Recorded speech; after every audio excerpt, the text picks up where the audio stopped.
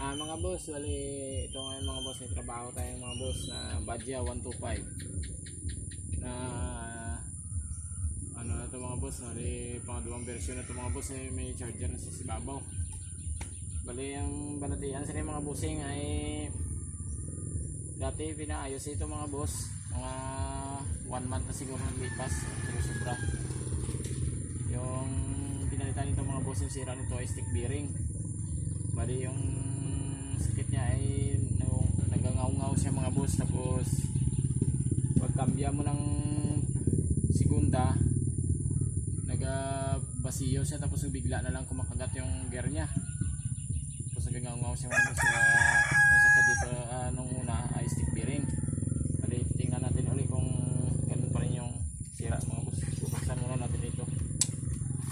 Ayos.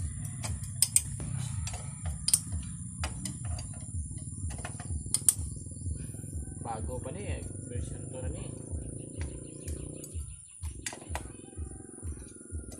Bubuksan na natin ito mga boss. Tanggalin natin yung mga crankcase bolt nya.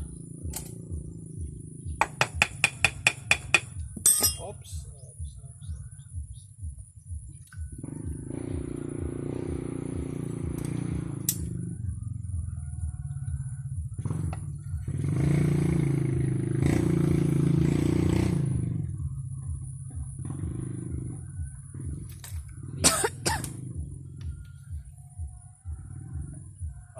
Sure bulged.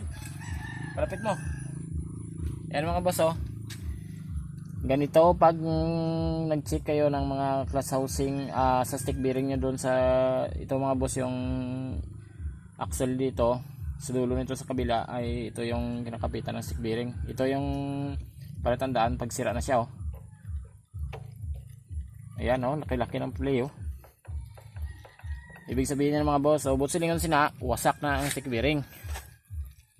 Yan, dapat nagpalit tayo dito ay siguradong matibay talaga mga boss na pisa. Kasi makina to mga boss. Pag klase-klase yung nilagay natin dito ay sigurado hindi na magtatagal yan, kasi balbalanay sila mga boss ang biyahe na gamit ni pangolektor. Ano? Ang sakit sila mga boss ay yung gear nya. Hindi yan basta-basta kakagat pag nawawanglo-wanglo yung housing nya, yung axle dito sa loob.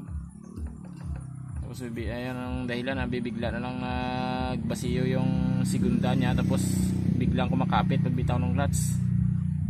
O siya nagsa-slide, tapos bigla na lang kumakagat.